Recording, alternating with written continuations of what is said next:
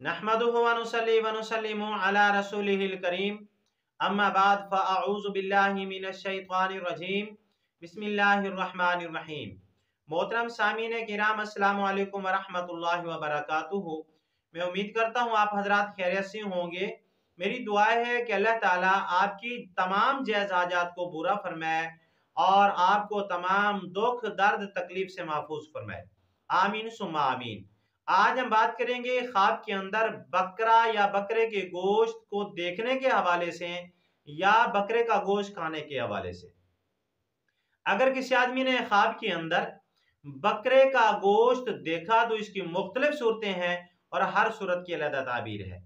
मसलन किसी आदमी ने ख्वाब के अंदर बकरे का गोश्त खाया या किसी आदमी ने ख्वाब के अंदर बकरे का गोश्त पकाया या तकसीम किया या किसी से लिया या किसी को दिया या किसी से खरीदा या किसी को फरोख्त किया, और इस तरह की मिलती जुलती और भी बहुत सारी सूरतें हैं जिन सूरतों में ख्वाब के अंदर बकरे के गोश्त को देखा जाता है।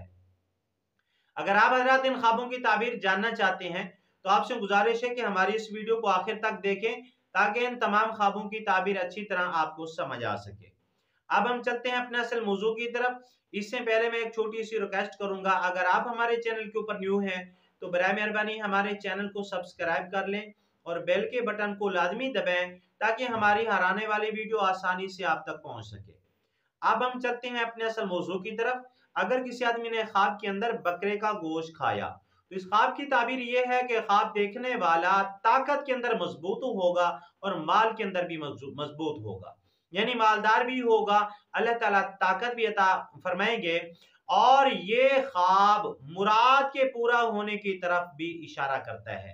अगर किसी आदमी ने ख्वाब के अंदर बकरे के गोश्त को पकाया तो इस ख्वाब की ताबीर यह है कि ख्वाब देखने वाला रिज़्क हलाल पाएगा, तिजारत के अंदर कारोबार के अंदर तरक्की पाएगा, माल और दौलत हासिल करेगा लेकिन मेहनत के साथ, यानी मेहनत करेगा और कारोबार के अंदर तरक्की होगी, माल और दौलत पाएगा।